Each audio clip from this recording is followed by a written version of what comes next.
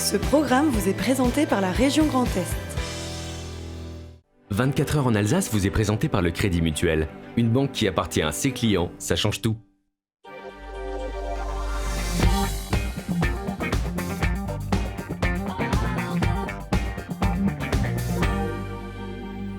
Salut à toutes et à tous, je suis ravi de vous retrouver pour une nouvelle heure de direct et d'actualité alsacienne 100% régionale. On va parler du plus gros événement bio de la région, le salon Bio-Bernay. C'est ce vendredi, samedi et dimanche du côté d'Aubernay, juste au sud de Strasbourg. Son directeur et fondateur sera avec nous dans cette édition. On va parler sport, évidemment, comme chaque lundi également. Football au menu, Kevin Zoe, le jeune attaquant du Racing Club de Strasbourg, sera avec nous en plateau dans cette émission. On parlera sport auto aussi, la montée de Turkheim avec notre journaliste embarqué dans un de ses bolides de course. Handball, première domicile pour les filles de l'ATH, mais aussi du paddle, du hockey sur gazon, plein d'autres disciplines, et puis un Strasbourgeois, un Alsacien au championnat d'Europe de tennis de table, et puis gastronomie, évidemment, comme chaque lundi. Nicolas Riffel vous emmène du côté de Bischwiller, côté potager bio et côté cuisine avec un risotto au menu. Tout ça est au menu de ces 60 prochaines minutes. Mais on commence, bien sûr, comme chaque soir, par les infos. Le JT est présenté par Anna Britz.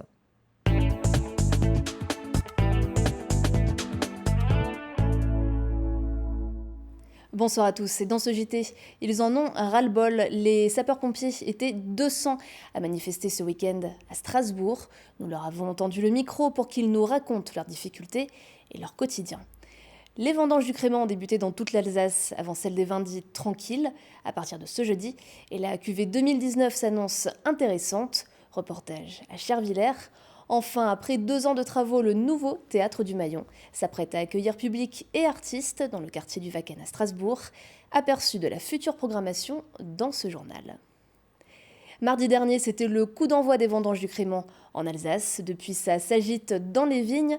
À quelques jours du début de la récolte des raisins pour le reste des vins, notre journaliste Fanny Kunz s'est rendue à Chervillers pour voir à quoi devrait ressembler la cuvée 2019. Voilà. Coucou. Coucou. Ça va? Très bien. Tu veux nous expliquer ce que tu vendanges? Écoute, là on est en train de vendanger des pinots noirs pour des créments. Des raisins qui sont magnifiques, qui sont sains, il n'y a rien à jeter, c'est tip top.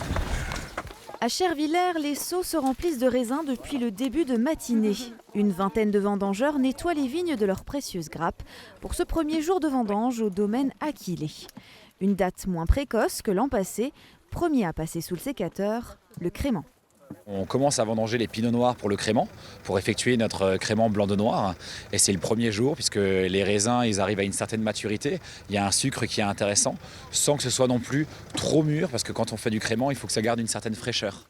Après un été caniculaire, l'état des vignes est en ce mois de septembre satisfaisant. Les raisins n'ont finalement que peu souffert de la sécheresse.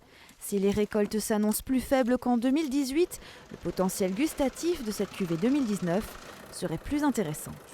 On est sur des rendements qui sont plus faibles, mais avec des beaux raisins où on voit que les baies sont écartées les unes des autres. Donc on a du coup de l'air qui peut circuler facilement, ce qui donne un état sanitaire très très très bon.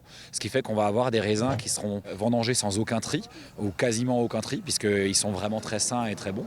Et du coup en termes de qualité, on est sur un millésime qui, je pense, sera très qualitatif. Les vendanges devraient se poursuivre encore 3 à 4 semaines avec la récolte des vins tranquilles qui suivra d'ici quelques jours. Ils ont entamé une grève fin juin qui sera reconduite jusqu'en octobre, mais cela ne leur suffit pas pour se faire entendre. Alors ils ont manifesté samedi à Strasbourg et dans toute la France. Les sapeurs-pompiers sont en colère, ils réclament la reconnaissance des risques de leur métier, mais aussi plus de considération. 4 d'entre eux ont raconté leur quotidien et leur déception au micro de Cécile Motz. Frédéric, Cédric, Renaud et Cédric font tous partie de la grande famille des sapeurs-pompiers.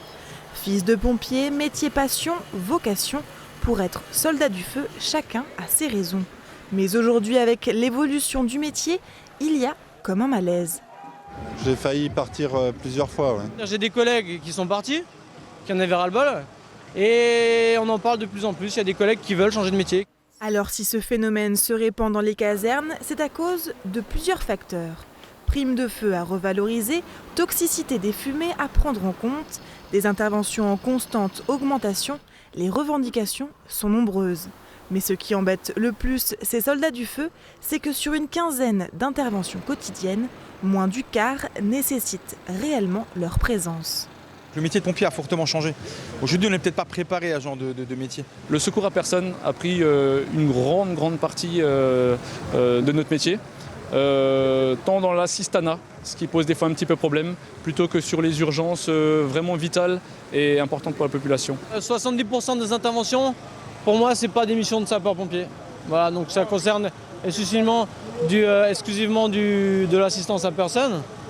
Donc c'est des interventions qui nécessitent pas notre intervention en fait. Parce que les gens nous appellent pour carence de médecins, pour des problèmes plus personnels, autres que médicaux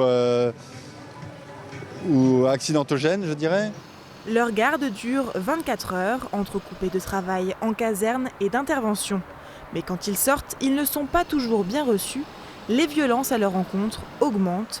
Face à cela, ils sont quasiment impuissants. On se fait insulter, ou on nous envoie des projectiles, que ce soit des œufs, des pierres, qu'on n'est pas formé pour ça. Ou très peu, quoi. On est en uniforme et on représente l'État en fait. Et certaines personnes ne veulent pas de l'État chez eux. Et ça, c'est des situations qu'on n'a pas connues par le passé.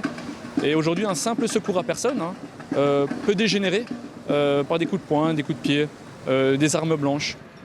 En grève depuis le mois de juin, les pompiers ont lancé une pétition en ligne. Ils demandent à l'État la reconnaissance des risques de leur métier et une revalorisation de leur prime de feu. Depuis jeudi, la 12e édition des Bibliothèques idéales bat son plein à Strasbourg. Ce rendez-vous littéraire rencontre un succès grandissant chaque année. Il accueille cette année d'ailleurs 150 artistes, auteurs de romans, de bandes dessinées, philosophes, journalistes ou encore chanteurs. Mais à côté des grands noms qui attirent les foules à l'Opéra et à la librairie Kléber, des textes petits ou grands interpellent les Strasbourgeois dans les rues et jusqu'aux arrêts de tram. Camille Roland.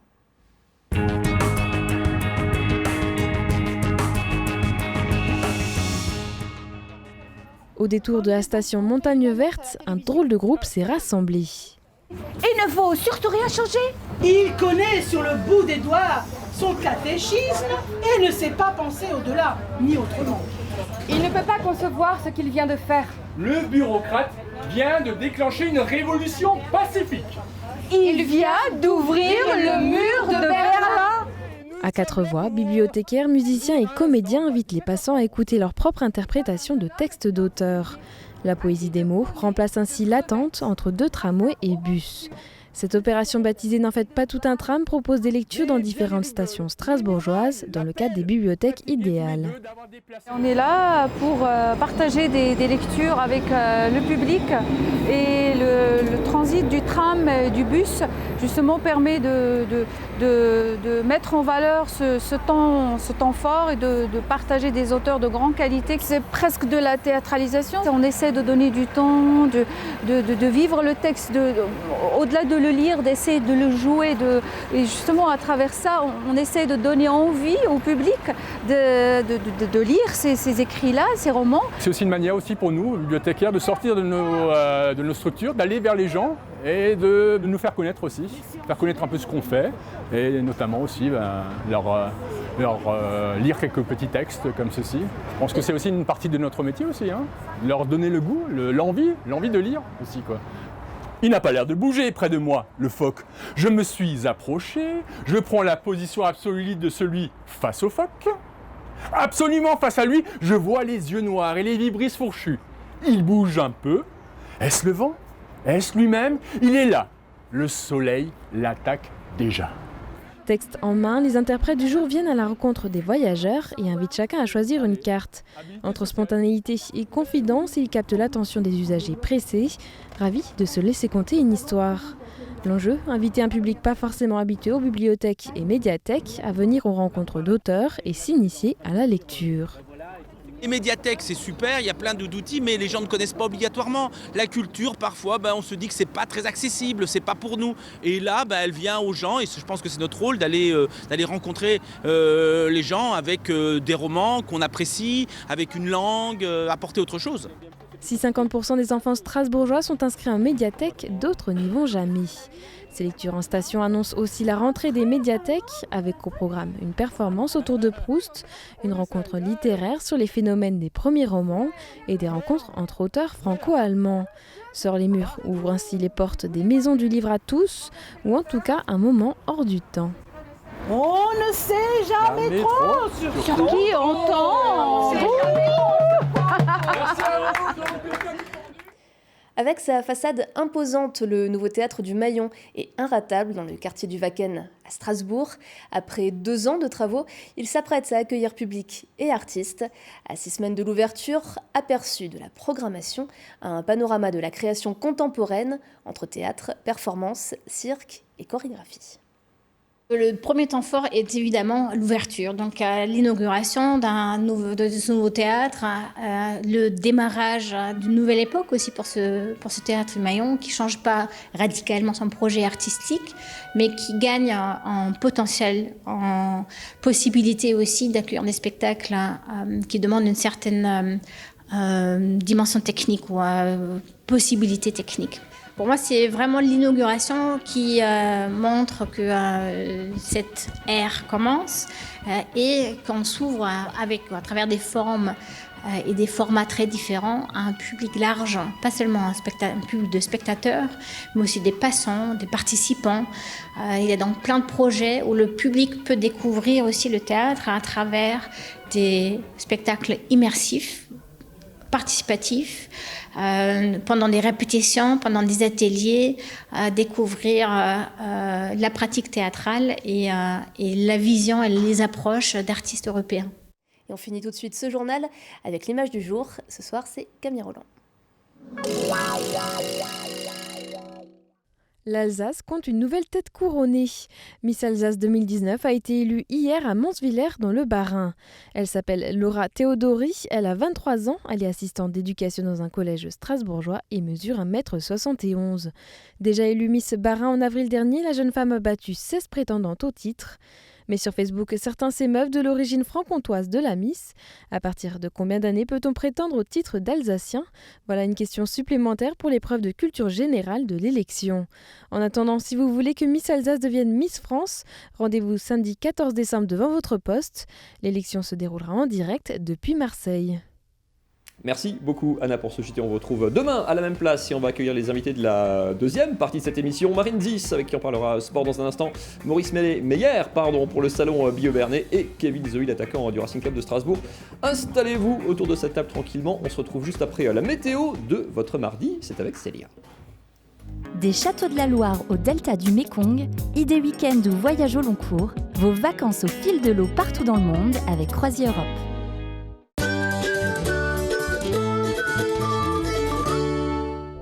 Bonjour à toutes et à tous, j'espère que vous vous portez bien. Décidément, la canicule est bien loin de nous en ce mardi 10 septembre. Regardons tout de suite ce que nous réserve le temps. Et c'est un soleil très généreux en cette matinée du nord au sud et de l'est à l'ouest. Côté Mercure, comptez 8 degrés du côté de Wissembourg ou encore de Colmar, 9 degrés ce sera pour Célestat, Strasbourg ou encore Saint-Louis et seulement 7 petits degrés si vous êtes du côté de Saverne. Dans l'après-midi, c'est un temps toujours aussi radieux qui nous attend, sauf peut-être du côté de Saverne où le soleil et les nuages se partageront le ciel. Côté Mercure, ça reste très agréable en après-midi, comptez 20 degrés dans le nord du Bas-Rhin, 21 degrés sur le reste de l'Alsace, de Strasbourg à Mulhouse en passant par Colmar, 20 à 21 degrés également chez nos voisins allemands ainsi que du côté de Bâle. Mercredi maintenant en journée, c'est un temps toujours calme et doux qui nous attend avec des températures beaucoup plus agréables, comptez 23-24 degrés même au meilleur de la journée. Mercredi après-midi en Alsace, entre 22 et 24 degrés dans la région du Bade-Wurtemberg et jusqu'à 23 degrés si vous êtes dans le nord de la Suisse. Mardi, nous serons donc le 10 septembre et nous fêterons les Inès. Le soleil se lèvera à 6h58 pour nous dire au revoir à 19h53. Je vous souhaite à toutes et à tous un super moment sur Alsace 20 et je vous retrouve dès demain. Salut!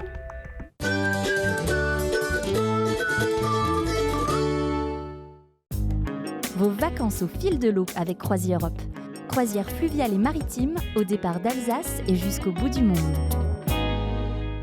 Et l'invité de la rédaction ce lundi soir, c'est Maurice Meyer. Bonsoir. Bonsoir. Vous êtes agriculteur, mais surtout, et aussi directeur et fondateur du salon Bio-Bernay. C'est ce vendredi, samedi et dimanche à Aubernay. Comme son nom l'indique, il n'y a pas de piège. C'est la 16e édition. Tout à fait.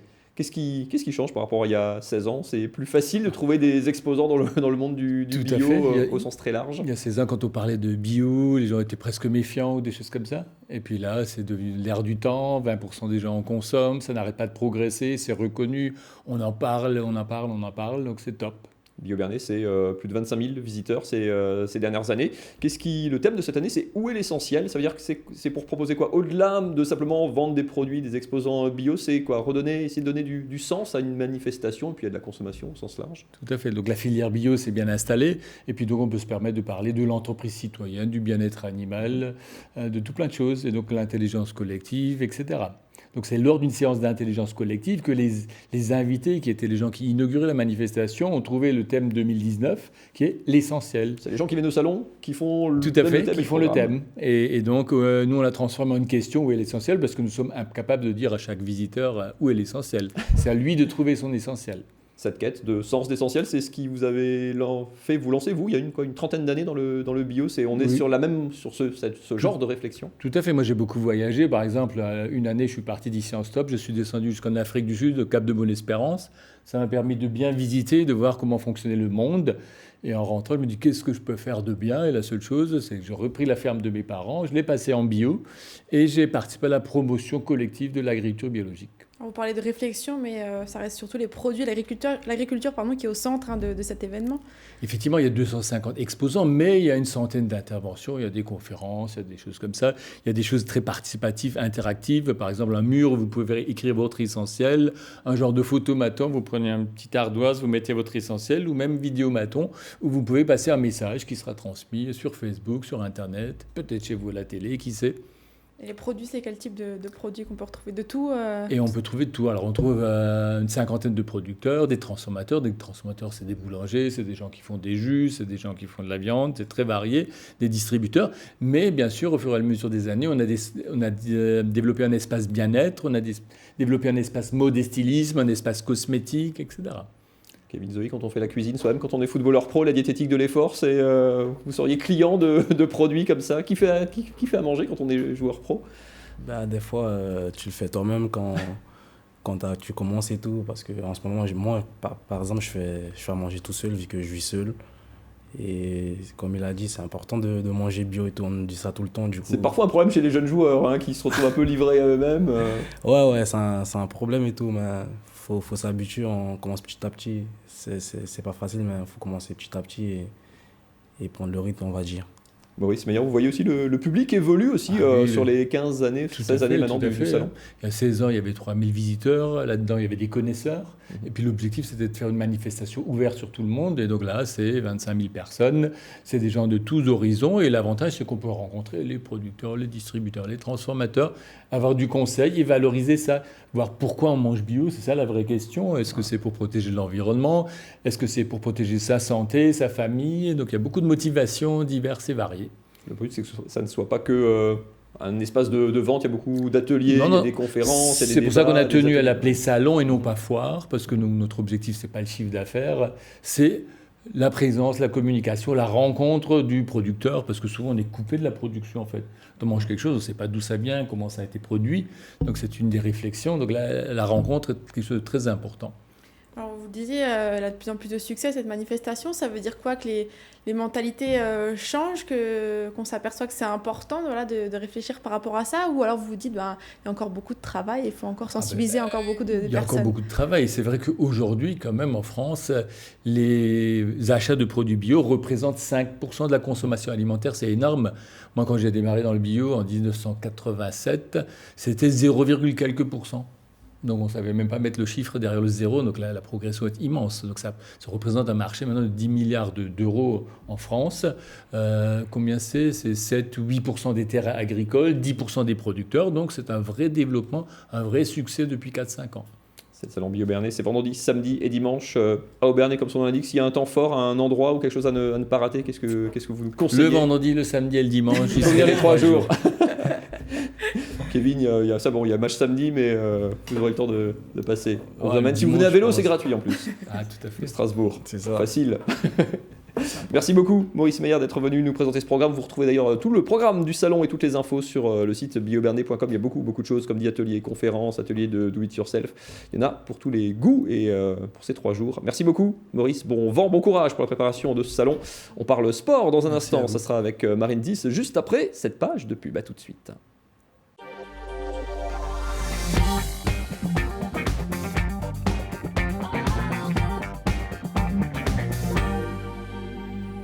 Et tous les lundis, on parle sport sur Alsace 20, c'est Top Sport et c'est avec Marine Zis.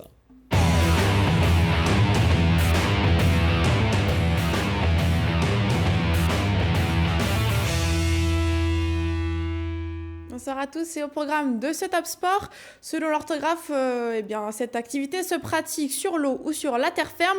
Dans les 2 cas, la discipline se développe de plus en plus. Ce soir, on ne vous parlera pas de planche ni de pagaie, mais de raquettes et de filets avec le paddle.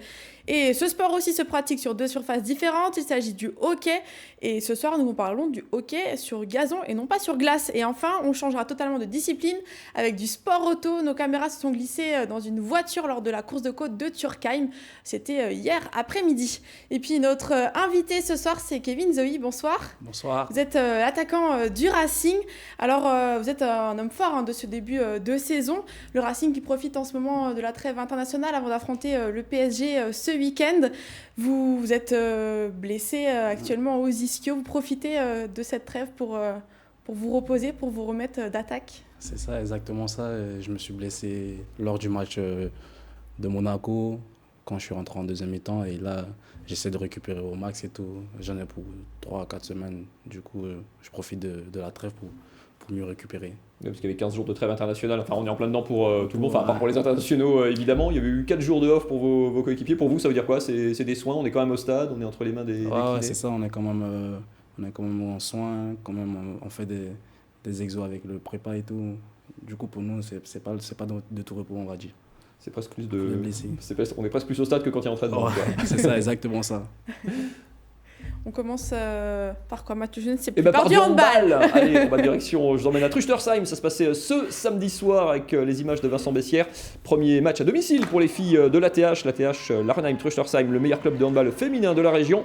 L'ATH en noir, battue lors de la première journée sur un déplacement à Paris. Elle recevait Besançon en rose, qui réussit plutôt son début de match. Mais les filles de l'ATH vont sortir une grosse première mi-temps avec un effectif un petit peu rajeuni et bouleversé cette saison. Spécialité de l'Argentine Mendoza, 8 sur 8 au tir en première mi-temps. Et puis la très belle première mi-temps collective, grosse défense des Alsaciennes qui virent en tête à la pause. Elles mènent 17-11, les filles d'Aurélien Durafour. Petit retard à l'allumage en début de seconde période. Besançon comble un petit peu l'écart et revient à 3 buts. Mais la TH va être toujours efficace grâce notamment dans les cages à sa jeune recrue, la gardienne Tiffaine Lecloarec. 8 arrêts pour elle en seconde période. Les filles de l'ATH qui s'imposent finalement 34-17 sans vraiment trembler. Match plutôt maîtrisé pour les Alsaciennes et donc première victoire de la saison pour cette première à domicile. Écoutez la satisfaction de leur coach Aurélien Durafour. Ça a été brillant en première mi-temps, un début de deuxième mi-temps un petit peu poussif, mais c'est un match qui est plutôt contrôlé même si on perd beaucoup de ballons. Mais je crois qu'on a une belle équipe, on a une équipe qui va donner du plaisir aux spectateurs cette année. On a une belle ambiance pour un premier match de la saison et vivement la suite. Vivement la suite du côté d'Arenheim, les filles qui seront en déplacement à Rennes ce week-end. Des prochains matchs à domicile le 21 septembre. La réception de Maubeuge. Et chez les garçons, le championnat reprend aussi cette semaine. Les garçons de Célestat reçoivent Limoges vendredi soir. Les garçons de l'ESAB, qui eux se sont imposés à Cesson pour la Coupe de la Ligue, seront eux Marine en déplacement à Cherbourg. Il y a trop de mémoire cette rentrée, Mathieu. Trop de choses. On va passer au tennis de table avec un Alsacien qui était au championnat d'Europe, Mathieu, par équipe. Ça se passait toujours dans l'Ouest, à Nantes cette fois-ci, championnat d'Europe par équipe pour le champion de France en titre. Regardez ces images, il s'appelle Can Akudzu, un ancien de Haguenau qui a été licencié après en Allemagne puis maintenant en région parisienne, mais Haguenau vient de formation de cœur et de naissance avec l'équipe de France. Victoire ici en quart de finale, il a contribué à renverser la situation. Les Français étaient menés 2-0. Ils se sont imposés 3-2 dans ce quart. Les Français qui sont allés jusqu'en demi-finale pour chuter contre les favoris et futurs vainqueurs les Allemands, mais les Français remportent tout de même une belle médaille de bronze. Et donc belle année décidément 2019 pour Can Akudzu, médaillé avec l'équipe de France et champion de France en titre, Marine. Puis on continue football avec vous, Kevin Zoe. Alors le début de saison a été chargé entre Coupe d'Europe et puis championnat, avec 2 matchs par semaine. Qu'est-ce que vous retenez de ces débuts de championnat? L'élimination à Francfort, ça vous a marqué? Ouais, un tout petit peu. Ça nous a marqué un tout petit peu, mais on va pas dire on s'attendait, mais on savait qu'ils étaient un peu au-dessus de nous. Parce que l'année dernière, ils ont fait la demi-finale de cette même coupe. Ils étaient un peu plus habitués. Nous, on a essayé de donner de la joie aux supporters alsaciens du début jusqu'à la fin. Malheureusement, ça n'a pas marché. À Francfort, c'était un peu plus difficile, mais c'était le but. Le but, c'est de donner du plaisir à tout le monde. Vous aviez marqué lors du match aller notamment. Le match retour a été compliqué, hein, où c'est vrai qu'il y avait grosse ambiance, beaucoup d'engagement côté allemand. Qu'est-ce que le Racing, qu'est-ce que collectivement ou individuellement vous retirez de ce genre de match? On apprend beaucoup dans ce genre de confrontation. Ouais, exactement. On apprend beaucoup, plein de trucs. Jouer avec des joueurs de haut niveau, voir ce que c'est que le très très haut niveau. Parce que Francfort, c'est une très bonne équipe. On a appris plein de trucs et tout. Et l'ambiance, il était pas mal. C'était pas mal, franchement. Je joue tout le temps à la Méno, mais il était pas mal. Ça va vous servir tout ça justement pour le championnat qui reprend bientôt? Ouais, exactement. Surtout côté ambiance, niveau ambiance, je pense que quand tu joues dans ce genre de stade, il n'y a aucun stade après en France qui peut te mettre la pression, on va dire. Du coup, quand on va jouer à l'extérieur, je sais pas, on va essayer de ramener le maximum de points possible. Tout. Il n'y aura pas vraiment de pression à l'extérieur. Alors vous allez finir de vous soigner, comme dit, vos coéquipiers seront du côté du Parc des Princes. Ça s'annonce compliqué évidemment, comme souvent au Parc. Ça sera ce samedi après-midi. Le Racing est pour l'instant 17e avec 3 points en 4 matchs. Ce début de saison, il vous inquiète un petit peu entre guillemets, ou c'est le prix à payer du calendrier avec la Coupe d'Europe et des 2 matchs par semaine? Non, franchement, je ne suis pas inquiet parce qu'on a un très bon collectif, on a un groupe de qualité cette année. Du coup, je pense que c'est les matchs à répétition et pendant la période de juillet, tout ça, 2 matchs dans la semaine et tout. Mais là, je pense que ça va aller, vu qu'on va reprendre un match chaque week-end et tout. Je pense que contre Paris, on va essayer de ramener un point, tu vois, le minimum. Hein. Ça va être très difficile, mais on va essayer de faire ça. Alors vous êtes arrivé, vous, il y a 2 ans et demi à Strasbourg, directement de Côte d'Ivoire. Quel souvenir vous gardez de votre arrivée et qu'est-ce que vous retenez déjà de ces 2 ans et demi ici? Le premier souvenir que j'avais, je pense que je suis arrivé en janvier, il y avait la neige et tout. C'est un peu violent la transition. Ouais, je suis quitté, il faisait 32, je suis arrivé, il faisait... La transition était violente, mais j'ai joué 6 mois en réserve d'abord, du coup j'ai beaucoup appris la ville, comment ça fonctionnait un peu. J'ai joué dans les petites villes alsaciennes, du coup je connaissais un peu avant de passer en pro. La première année, je me suis beaucoup blessé, mais je continue à apprendre.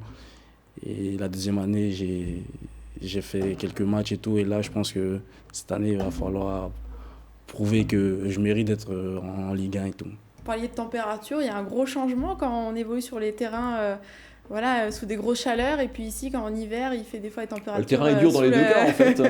Ouais, le terrain Mais je pense que c'est surtout au niveau de la fatigue. Je pense qu'on se fatigue moins ici avec l'air frais que quand il fait chaud et tout. Du coup, il y en a plein, ils pensent que c'était un peu difficile, mais moi j'ai trouvé ça normal parce que je récupérais plus vite.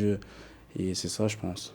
Ça n'a pas été si rude que ça finalement. Non, franchement, pas trop. Qu'est-ce qui fait qu'on s'intègre bien dans un club? Mine de rien, ces 6 mois avec l'équipe de François Keller, avec la réserve, ça a été un bon tremplin, un bon palier avant de passer dans l'effectif pro de Thierry Laurey. Ouais, je pense exactement ça. J'ai bossé, on va dire, niveau tactique avec François Keller parce que là-bas, je jouais au foot tout le temps, mais je ne bossais pas tactiquement.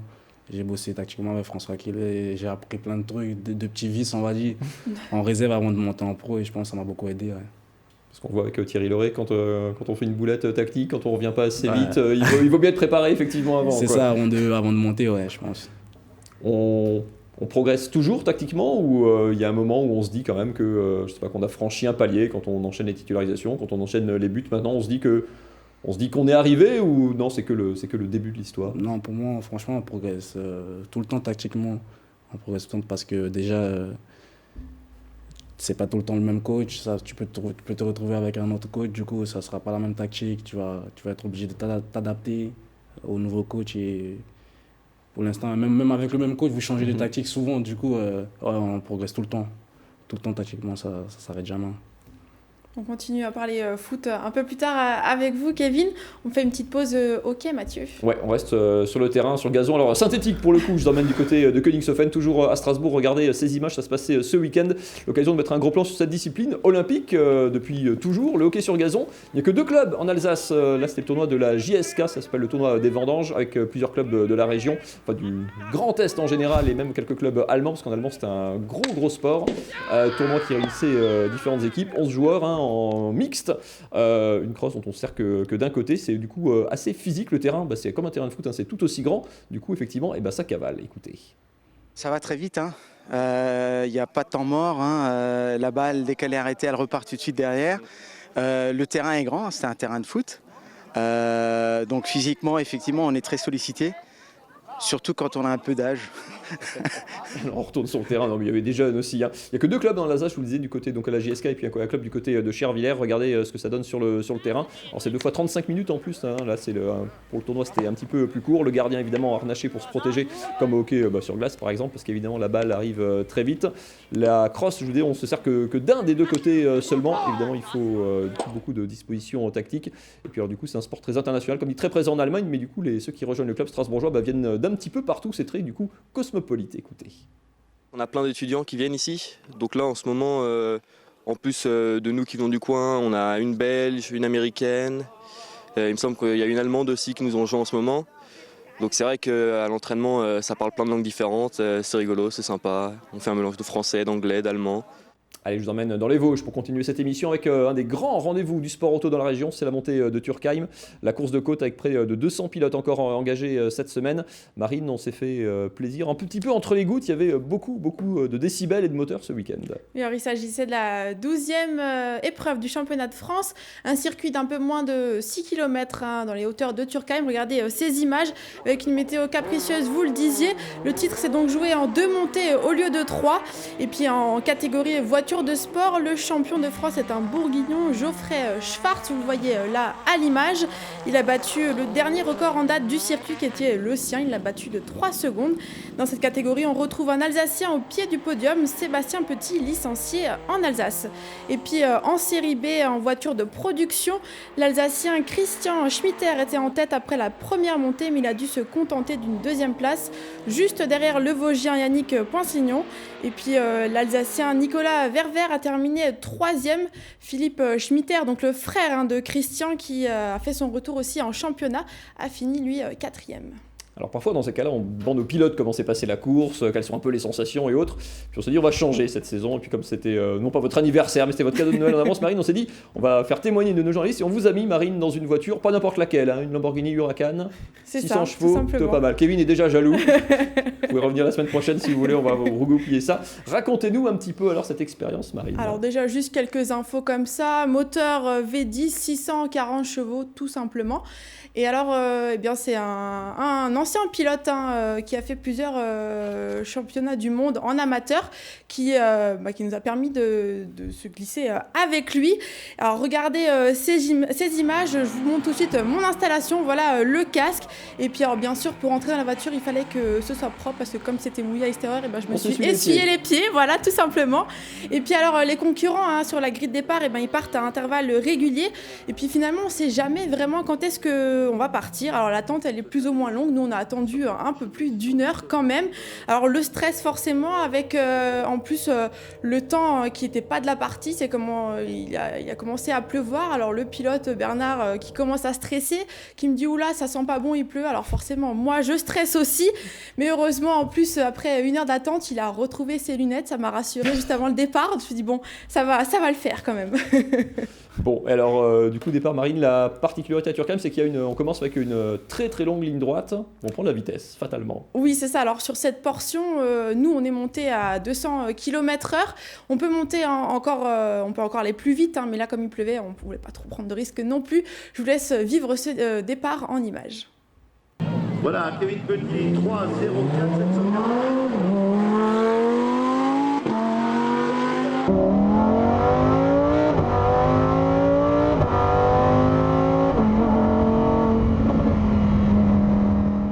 Kevin Zoui, est-ce que vous avez une petite idée de combien de temps il faut pour ce bolide pour passer de 0 à 100 km/h ? Je n'ai aucune idée, je sais pas. Même pas un ordre de grandeur 15 secondes. Voilà. C'est beaucoup moins, 2,8 secondes. Rien que ça, pour vous dire que j'étais un peu clouée au fond du siège. On est cloué au baquet du coup. Carrément, oui. Alors, j'ai gardé, on voyait sur les images le sourire, mais bon, au bout d'un moment, je me suis quand même crispée. Pourquoi ? Parce qu'au début, eh bien, tout va bien, mais à un moment de la course, regardez, eh bien, tout simplement à cause de la pluie, eh ben, on dérape. Vous voyez Bernard qui va devoir un petit peu rattraper le coup là, avec le volant juste là. Alors forcément, en plus, c'est le seul moment où il me parle, il me dit « Oula, ça glisse », le reste du temps de la course, il ne m'en a pas parlé du tout. Et puis alors à partir de là, vous voyez, je suis quand même un petit peu tendue, les virages s'enchaînent mais ne se ressemblent pas. J'ai l'impression à chaque fois qu'on va terminer dans le mur et qu'on va se cracher parce que quand on freine, on se dit « ça va pas être possible de passer ce virage-là », mais ça passe quand même à chaque fois. Et puis surtout, on n'a jamais le temps de souffler, vous voyez là, je suis quand même assez chahutée entre les virages, l'accélération, les freinages, tout va très très très vite. Et puis après avoir passé une bonne partie de la course, je me détends un petit peu, même si tout est relatif. J'essaye de zioter un petit peu le compteur. Et puis en fait, entre deux lacets, entre deux virages, eh bien, on était quand même entre 130 et 140 km/h. Rien que ça. De montagne. Hein. Voilà, En tant que passager, du coup, on ressent quoi, l'adrénaline un petit peu du pilote quand même. Oui, alors on se dit surtout déjà qu'il faut penser à tout en même temps parce que moi je n'avais rien à faire et j'ai pas eu le temps de réfléchir. En fait, ça a duré 4 minutes la montée, mais j'ai l'impression que ça a duré 30 secondes. Je ne sais même plus si j'ai eu le temps de respirer ou pas. On n'a pas le temps de réfléchir, donc on se rend vraiment compte qu'ils sont dans des conditions, c'est vraiment extrême avec adrénaline à fond, quoi. Faut vraiment être hyper concentré parce que la moindre erreur peut faire tout déraper, quoi. Il y a eu en plus beaucoup de sorties route hier. Hein. Vous n'avez pas battu le record de la course. Non, alors nous on l'a fait en 4 minutes, alors le temps oblige parce que ça glissait, mais le record est quand même de 2 minutes 20, c'était Geoffrey Schatz hier, il a battu donc son propre record qui était de 2 minutes 23 en 2017. Alors moi j'ai qu'une chose à demander au chef, c'est d'avoir la même voiture de fonction, parce que maintenant ça y est, je suis prête. En tout cas je voulais quand même remercier Bernard qui a bien voulu que je sois sa copilote le temps d'une montée hier après-midi. Merci beaucoup Marie pour ce reportage Inside. Les footballeurs sont souvent fans de voitures. On peut citer la Lamborghini Huracan en l'occurrence. Il faut faire quelques mois de contrat quand même encore. Ouais, c'est ça. Faut jouer pendant longtemps un peu, je pense. Ouais, je pense qu'il faut. Mais Marine, elle en aura une à Mulhouse pour ces sujets. Elle vous emmènera. Floqué Alsace, bien sûr. Allez, je vous emmène en salle, cette fois parler paddle. Ça se passait aussi à Strasbourg et en Alsace ce week-end. C'est une des disciplines qui est un peu en train d'exploser dans la région. Des variantes un petit peu du tennis. Regardez ces images, c'est une pratique de loisir, mais aussi de compétition, bien sûr. Le FFT, Fédération Française de Tennis Paddle Tour, faisait donc étape à Strasbourg ce week-end. Les meilleures paires françaises chez les garçons et chez les filles étaient de la partie. Ça se joue, vous voyez, sur une surface à peu près d'un demi-court de tennis, mais avec des parois un peu en grillage et en plexi, un petit peu comme au squash. On peut jouer évidemment avec les rebonds sur les parois, service à la cuillère, les points se comptent comme au tennis. Ça volaille évidemment et ça smash énormément, ça joue très très vite, extrêmement spectaculaire, très ludique, surtout à très haut niveau. Alors c'est une discipline ultra populaire en Espagne, où il y a plus de licenciés de paddle en Espagne que de licenciés de tennis. En France, ça commence à se faire une place, mais certains Français, comme la paire qu'on voit là, avec Benjamin Tison et Adrien Maigret, commencent à se lancer sur le circuit pro. Il n'y a aucun Français encore pour l'instant dans le top 100 mondial, mais c'est l'ambition de certains de cette paire, notamment qui s'est imposée lors de cette étape du circuit national à Strasbourg donc ce week-end. Écoutez-les justement sur l'engouement et les sensations de cette nouvelle discipline. C'est très jeune en France, après en Espagne ça fait déjà une bonne vingtaine d'années qu'ils y jouent. C'est qu'il y a à la fois un côté ludique et très accessible pour les débutants, c'est-à-dire que c'est très facile d'y jouer, beaucoup plus qu'au tennis. Et il y a à la fois aussi un côté tactique et technique qui est viable pour le haut niveau, donc ça concerne tout le monde, les petits, les anciens, les jeunes, les moins vieux, la surface est agréable, donc c'est vraiment tout bénef pour les gens qui veulent le pratiquer. Je pense que le tennis et le paddle est très complémentaire. Le tennis fait progresser au paddle et le paddle fait progresser au tennis, donc c'est intéressant de pratiquer les deux. Après voilà, plus on est à haut niveau entre guillemets, je dis bien entre guillemets parce qu'en France on ne fait pas partie encore du haut niveau, mais plus on monte, moins il faut faire les deux, parce que l'un aussi peut un peu dérégler l'autre. Allez, Marine, si vous voulez vous lancer le paddle, alors qu'il existe dans des structures privées comme ici, ou évidemment auprès de certains clubs qui commencent à s'équiper. Kevin, Zoé, avant de se quitter, vos coéquipiers seront à Paris, donc évidemment ce samedi, vous espérez revenir à quel moment pour le prochain domicile peut-être? Ça va être un peu juste? Non, ça va être un peu juste, je pense dans 3 semaines, je serai de retour. On prend pas de, Non, on prend pas de risque. parce que c'est à la cuisse et tout, faut beaucoup récupérer. On paye un peu peut-être dans cette blessure, parce que vous disiez, hein, vous êtes rentré en cours de jeu contre Monaco, du coup vous ressortez, vous avez senti du coup que c'était un peu le signal de l'accumulation des matchs, même si le coach a beaucoup fait tourner. Quand on joue 3 matchs par semaine, c'est quand même un rythme très très exigeant à ce niveau-là. Ouais, c'est ça, exactement ça. J'avais joué tout le match à Francfort et j'étais revenu direct contre Monaco et je suis rentré à la mi-temps, on va dire, j'ai pas eu assez de temps pour assez échauffer. Du coup, je pensais ça. Mais ça arrive à tout le monde et tout. On va continuer à bosser et tout et revenir encore plus fort. Qu'est-ce qui vous rend optimiste dans cette équipe, dans la dynamique de cette équipe qui a enchaîné quand même plutôt un bon début de saison, même s'il manque quelques points en championnat. C'est une équipe qui n'a pas beaucoup changé par rapport à la saison dernière. Qu'est-ce qui vous rend optimiste dans ce groupe? Je pense que les joueurs et tout, ils se sont habitués un peu à la Ligue 1. Il n'y a pas eu beaucoup d'arrivées. Les mecs qui sont là, ils connaissent un peu la Ligue 1 maintenant. Du coup, je pense que ça va le faire cette année. Et quand on est jeune comme vous, comment est-ce qu'on arrive à se faire une place alors dans une équipe de professionnels comme ça? Est-ce que l'âge ça compte en fait tout simplement? Est-ce que vous êtes toujours un des jeunes dans le vestiaire ou il y a juste des pros et puis point barre? Franchement, dans cette équipe, il y a juste des pros. Hein. Après, tu vas pas manquer de respect à un ancien, mais... Il y a des limites quand même. Ouais, il y a des limites, mais sur le terrain, on est tous des pros et tout. On essaie de faire le maximum, c'est tout. Comment ça va se passer cette fin de trêve quand on est blessé? On est quand même avec le groupe un petit peu, parce qu'on est aux soins, mais les autres sont là ou pas là à l'entraînement. On est un peu en dehors du groupe quand même, ou on se mélange, ça continue? Dans le vestiaire, on est ensemble, mais après, on est plus en salle et eux sur le terrain. Vous assistez jamais aux entraînements, par exemple quand t'es blessé? Non. Quand vous êtes blessé, non? Non, rarement. T'es plus en salle et tout, en soins. Il n'y a pas besoin. Tu auras le temps de revenir. Pour finir, comment ça se passe quand on est parti? Vous êtes parti relativement tard, vous, de Côte d'Ivoire, mais du coup, ça veut dire qu'on retourne juste pendant la trêve. C'est le seul moment de la saison où on peut retourner dans son pays ou voir la famille. Ouais, c'est ça. C'est le seul moment où il faut profiter de la famille, c'est pendant la trêve hivernale et celle de l'été. Du coup, cet été, j'étais là-bas, je profite au max et après, je reviens. C'est eux qu'il faut les faire venir, à la Méno. C'est ça, exactement ça. Pas pour le moment, mais ils vont venir bientôt. Merci beaucoup, Kevin Zoe, en tout cas d'être venu sur le plateau d'Alsace 20 ce soir. Bonne récupération, bonne fin de soins. On espère vous revoir très rapidement sur les terrains. On rappelle que pour vos collègues valides, coéquipiers, ça se passe samedi 17h30 sur la pelouse du Parc des Princes. Ça sera évidemment un peu compliqué comme toujours à Paris. On croise les doigts pour les footballeurs du Racing. Merci beaucoup, Marine. Merci, à la semaine prochaine. Vous pouvez commander avec une autre voiture. On a mis la barre haut là, il va falloir faire plaisir toutes les semaines, ça va être compliqué. La suite, c'est Nicolas Riffel, bien sûr, avec grain de sel du côté de Bichevillers. Et vous pouvez bien sûr retrouver cette émission soit en live sur notre site, en streaming ou bien sûr en vidéo à la demande à partir de demain matin, mardi. Excellente soirée à toutes et à tous. Je vous laisse avec Nicolas Riffel. Salut.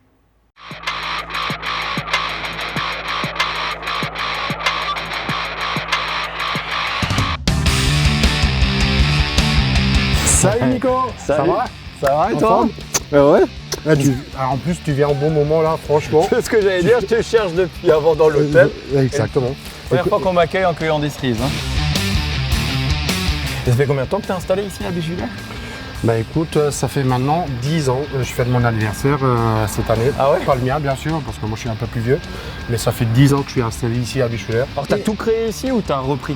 Tout créé, l'établissement était vide, énormément de travaux. C'est une grosse aventure quand même. C'est une très grosse aventure quoi, c'est énorme quoi, ça se fait pas en claquant des doigts quoi. Alors pourquoi le verger? Je t'ai pas posé la question. Le verger, parce que tout simplement le nom du verger c'est sorti du mot vert. Parce qu'on voulait rester en quelque sorte un peu dans l'écologie, dans le naturel et tout ça. C'est pour ça que j'ai des arbres fruitiers, j'ai un potager, un petit potager qui subvient pas à tous les besoins qu'on a au restaurant bien sûr, mais ça permet d'avoir des herbes toute l'année. On aura des tomates bientôt, on a des salades, des têtes de salade qui sont bientôt prêtes pour nous.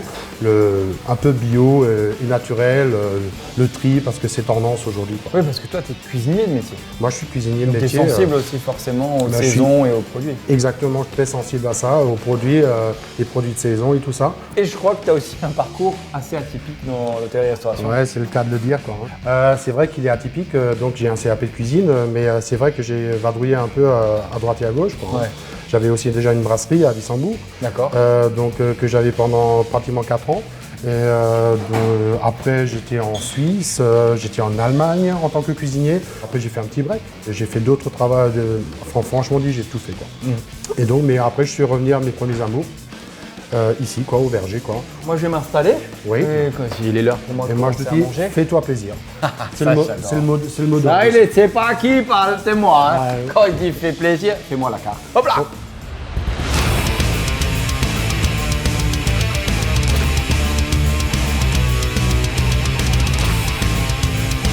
Bon, Tibor, les entrées, c'est top. Maintenant, tu vas préparer quoi en plat principal? Merci beaucoup. On va faire une risotto aux fruits de mer, Saint-Jacques, des gambas et des moules. Allez, je te regarde, moi, j'attends là. Notre risotto, on va faire avec du bouillon. Je choisis le bouillon de poulet. On commence par de l'huile d'olive. On va chauffer un peu et on met dessus des oignons bien ciselés. On met dessus du risotto.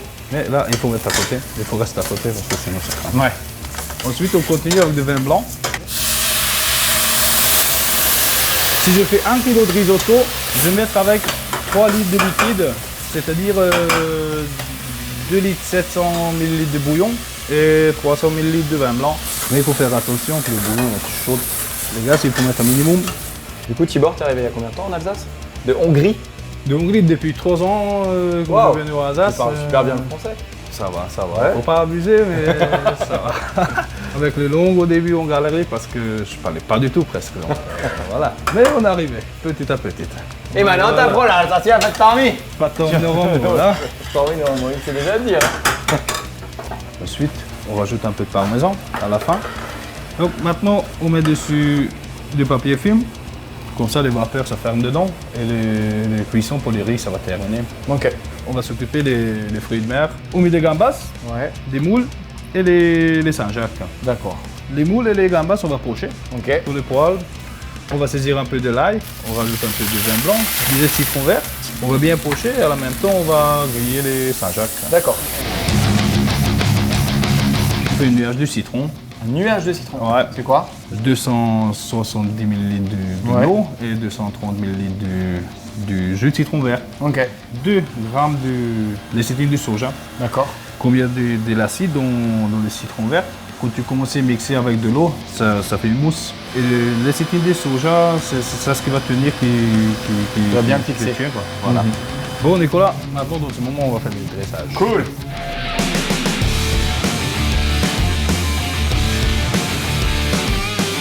Che sono chef? Noi lo si lascia io e ti vai a dire chi va.